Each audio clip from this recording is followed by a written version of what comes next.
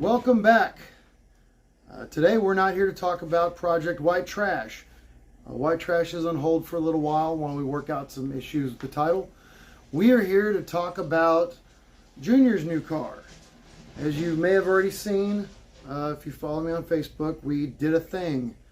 Probably a stupid thing, but we did a thing. We actually did this about a month ago, but ran into some issues.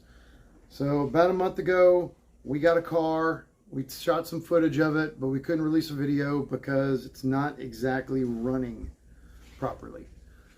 But anyway, we got a 1982 Mustang GT, and we got it super cheap. Really, really cheap. This guy had it posted on Craigslist. Do y'all remember Craigslist? He had it posted on Craigslist, and the ad had been up for 10 days, and he hadn't had a single inquiry about it. And he'd had it posted before that for a while at a higher price and didn't have a single inquiry about it. If this thing had been on Facebook Marketplace, he probably would have sold it in a day or two. But it had been up for weeks. He had no inquiries because no one uses Craigslist anymore, except us old folks. And by old folks, I mean me, definitely me. See, he agrees. So, joke's on you, young people. I use Craigslist, and I got a classic car, super cheap. So, Anyway, so this 82 GT, it's not in the best shape, but these cars are getting old. They are getting extremely difficult to find in good condition. You have to be able to put some work in them. They're either already been restored or they need restored, and they need a lot of work. So this one needs a lot of work, but it's in decent condition. And again, we got it super cheap. So we went ahead and picked it up. And it's going to be a long-term project. All right, and we're back again. We had to kill the air compressor. Anyway, so this car, they're becoming more scarce. It's in rough condition, but this particular car has quite a bit of parts in it. It's actually worth more than what we paid for it, just if we stripped it down and scrapped it and took the parts off it. The exhaust system, the gears, the tubular suspension, it's got a lot of stuff on it. So we'll go over that here in a little while. I've already been asked once, does this take away from Project White Trash? Yes, it does. It has to. Money and time are finite. We have a limited amount of both. So anytime we're not spending money on or working on Project White Trash, we're taking away from it. So yeah, this does take away from White Trash for a while. But there are reasons for that, and it's okay. White Trash is going to turn into a much longer, slower project. When I started, I really wanted White Trash done this summer. That wasn't going to happen. I couldn't do it correctly by this summer. It isn't going to be done this year, no matter what I do. So I'm trying to be realistic about it. So we wanted a fun running, driving project. So we went and got this thing. It ran about 10 miles, then broke down on us. Hasn't run right since. So you'll see in a little while. But it didn't work out the way we wanted, but we're still having some fun with it. As you can see, we've been working on it today a little bit. This is our break we're taking right now to cool off. So originally I wanted White Trash to go to the LMR cruise-in November. And I really wanted that to be a thing. I've wanted that for a while, but that wasn't going to be realistic. It's been very slow going. With my days off, I have to work to make money to buy parts to work on White Trash. But I have to have the money and the time off both at the same time to work on White Trash. So right now I'm mostly working and not working on the car as much. So finite time, finite money. And we're going to try to work on this car, get this car done by summer, have it driving reliably before the LMR cruise-in. Some of you might be asking, did we really go out and buy another car just to go to the LMR cruise-in? Did we really buy another car that not only is not going to earn us any money, but is going to cost us money? and then we're going to have to go to this event and pay money to go to this event and stay at this event. Yes, we did. Why did we do that? Because we're men. That's a stupid question. Moving on. All right. You shouldn't be asking that. You should be ashamed if you ask that question. All right. So the plan for this car that I'm not sure if I said it or not, I lovingly and affectionately call it the piece of Stang. It's Project POS. The plan is to get it running and hopefully go to the LMR cruise in November. But the long-term plan is to continue working on all the safety features. We want to make it good and street worthy. And in 2 years, when he gets his driver's license, hopefully that'll be his car. He's got the opportunity right now to put in a lot of time and effort and work on it and learn to appreciate the car, and while also learning to drive a stick. And we're hoping to have it running here soon. And he's been trying to steal white trash from me for a while anyway, so I just decided that I'd get him his own thing to work on and play with, and then when it's running, he can legitimately have that. So the white trash is going in a slightly different direction. I've already got a plan for it. I'll make another video on it sometime soon, but we won't be working on it as much until we get this car squared away. So we've got some engine stuff to do. We'll make a separate video about that. We've got some brakes work to do, cooling system, and a couple other things. And, you know, right now it's a 41-year-old car. It's acting like a 41-year-old car. It's got a lot of good parts on it, but it hasn't been well maintenance. I've said it before, and I'll keep saying it. Someone spent a lot of money, put a lot of parts in this car, and then built it like a complete idiot. So it's not well put together. But we're going to end this right now. And we're going to go over and take a look at the car a little bit. And then I'm going to put some footage in here that we took a month ago when we thought we were going to be running and driving this car full time. And hopefully you'll stick around for that. Here is the current condition of the car. We have the engine stripped down right now. It is up on jack stands. We are actively working on it. We're making our way from the front to the back. This thing has manual windows, manual door locks, and manual transmission. We've got to change some wiring. It does have some issues with the body. This was actually worse. We sprayed it with some Rust Restore, and the body work will come after we get it running and driving properly. But I love everything about this car, from the 4 eyes in the front to the old school tail lights to the dovetail spoiler, or the ducktail spoiler rather.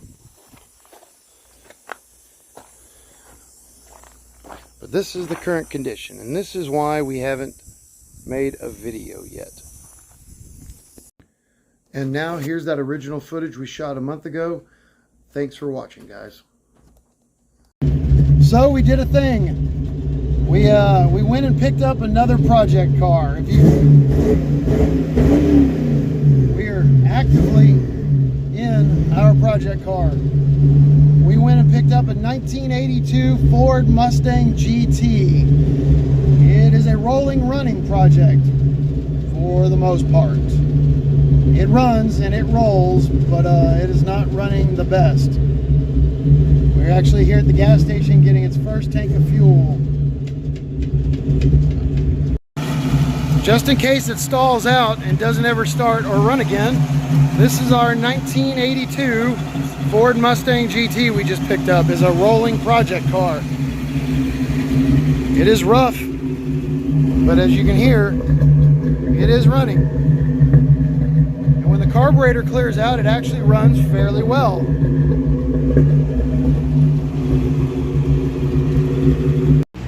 We discovered that our new car has Mack short tube headers, an off-road H-pipe, and Mack Pro Chamber mufflers and tailpipes, which is a very beloved aftermarket exhaust system in the Fox body world. We have an Edelbrock air gap intake and an unknown type of carburetor that's given us a little bit of trouble. But it's got control arms underneath it. It's actually got a lot of aftermarket parts. One thing it does not have very good quality parts is the brakes. The 82 brake booster and cylinder have seen better days, and they are I think this car has a camshaft in it. I think the camshaft is taking some vacuum away from the brakes. Our first snag getting home is this popped loose. So we no longer have an electric fan, so the car started overheating. But I have the Hillbilly Cure-All. I have super glue. So we are going to super glue this to that, and hopefully we'll be back on the road. Oh, aftermarket fuel pressure regulator for our aftermarket fuel system. All right. Super glue for the win. We now have a working electric fan that is actively cooling our engine. All right, we're gonna let it cool down for a minute, and then we're gonna try to make it home. Or rather, we're gonna make it to the next stop on our trip before we call a flatbed wrecker, most likely. Along with all the other modifications, our car has been converted from a 4-speed SROD transmission from 1982 to a modern, more modern Borg-Warner Tremec T5 5-speed transmission. This is a tour of the inside of our car. We don't have a tachometer, but you know what? Tachometers are for the weak. I'm sure the engine can survive whatever I throw at it.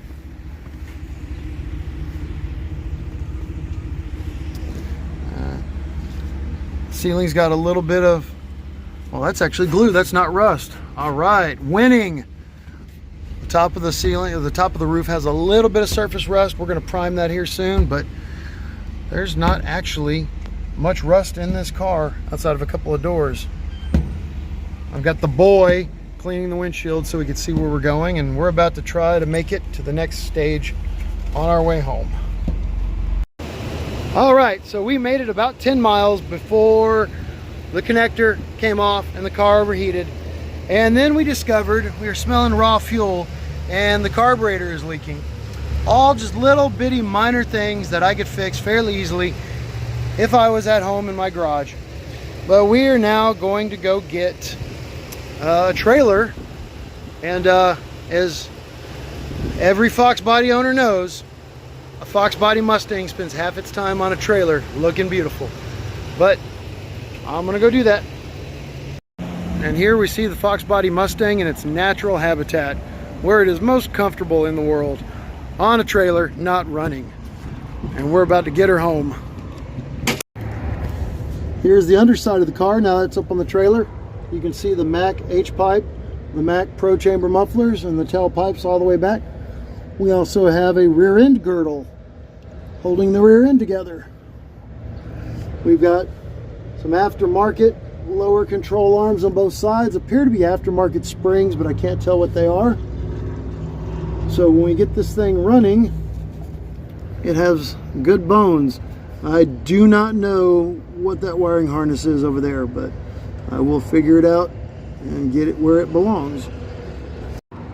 We also discovered that the car has some type of aftermarket tubular K-member, tubular cross member. You can get the oil pan out and all sorts of stuff with the car together. I'm not sure the make or the model, but we'll get that figured out once we can get up on jack stands. And here we are with the car loaded up in the back, as you can see, on our way home. What do you think, buddy? You excited about the car? Man, a few words. Well, we're going to try to get this thing home alive and in one piece, and we'll see you later. Just turn the key, buddy.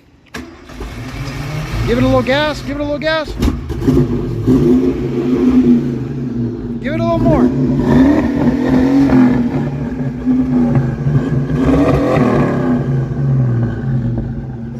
Got a little bit of backfiring through the carburetor, but it sounds good, buddy. What do you think? Give it a little more gas. Fire it up a little bit.